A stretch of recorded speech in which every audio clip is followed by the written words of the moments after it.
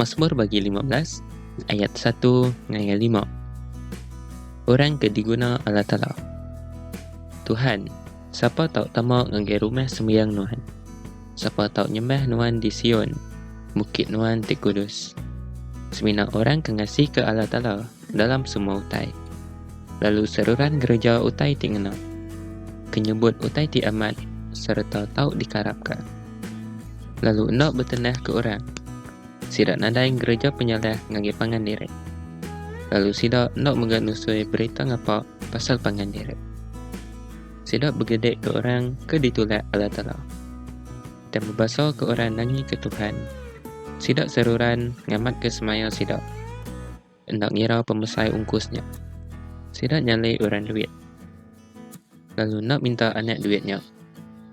Lalu sidak nak boleh diumpan makai suap. Jadi kesaksi ngelawan orang kendadai penyalah.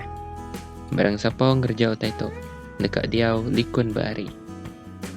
Mazmur bagi 15 ayat 1 hingga 5.